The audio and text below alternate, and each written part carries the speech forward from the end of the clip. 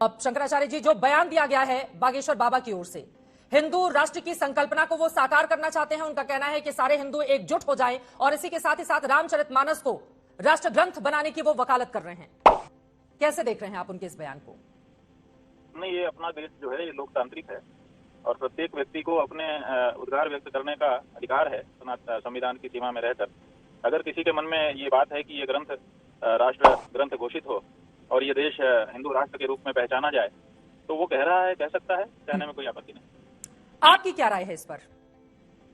हमारी राय तो सदा से साफ रही है। हमने ये कहा है कि राम राज्य का जो आदर्श है उसको अपनाया जाना चाहिए। हिंदू राज्य के बारे में हम लोग उतना नहीं, पहले से धर्म सम्राट स्वामी करपात्री जी महाराज के समय से जो शब्दावली चुनी गई वो ये चुनी गई, राम राज्य। हिंदू राष्ट्र के बारे में हम लोग करपात्री जी महाराज का कहना था कि हिंदू राज्य तो रावण और कंस का भी था लेकिन प्रजा सुखी नहीं थी, इसलिए हिंदू राज्य की बात ना करके राम राज्य की बात करनी चाहिए, ऐसा हम लोग मानते रहे हैं और हम इसी से सहमत हैं। हिंदू राज्य और राम राज्य में क्या फर्क होगा?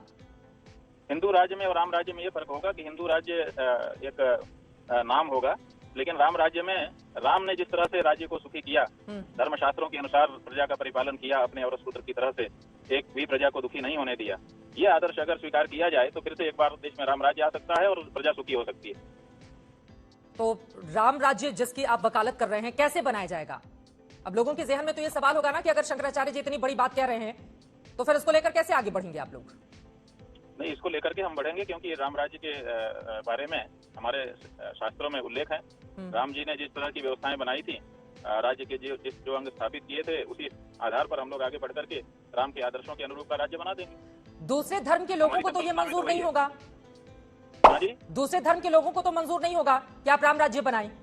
मुस्लिम धर्म, सिख धर्म, ईसाई धर्म, आप अभी दूसरे धर्म के लोगों ने आपत्ति नहीं की, आपने पहले आशंका कर ली, ऐसी आशंका मत करिए। समय समय पर इस तरह के बयान आते रहते हैं शंकराचार्य जी और लगातार हम लोग रिपोर्ट करते रहते हैं। भारत तो एक पंथ निरपेक्ष राष्ट्र है ना, इस वजह से ये सवाल है।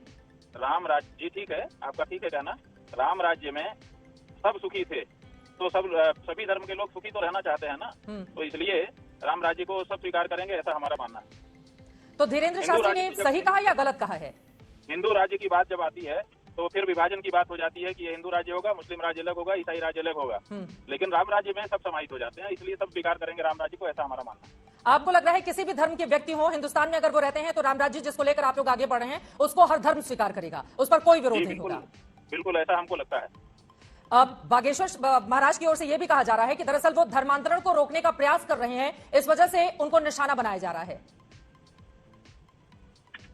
अब बात यह है कि ये तो उनके अपने अनुभव हैं, उन्होंने कितना धर्मांतरण किया है और कितना उसको रोका है और क्या क्या बाधाएं आई हैं, उसके बारे में हमको ये टिप्पणी कैसे कर सकते हैं? उनका अपना अनुभव है जिसके आधार पे उन्होंने कहा होगा।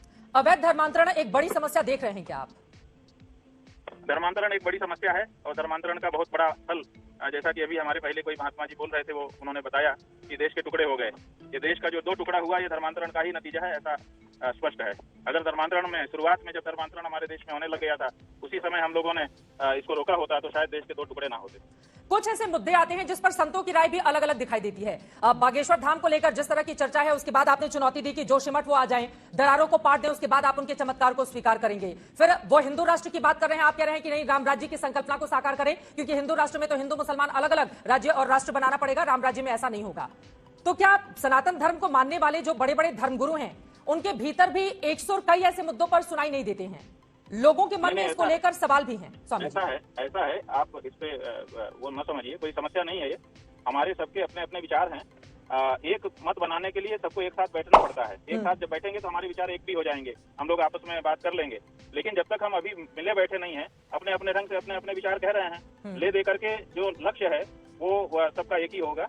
जब मिले के बैठेंगे तो एक मत भी बन जाएगा। ये चूंकि ऐसी कोई कोशिश नहीं हुई है, सब लोग अपने अपने ढंग से अपनी अपनी शब्दावली अपने अपने विचार व्यक्त कर रहे हैं, तो उसमें भेद दिखाई दे सकता है। लेकिन अगर जरूरत पड़ी तो सब इकट्ठा होंगे, इकट्ठा होकर के एक स्वर भी बन जाएगा। मजा आया।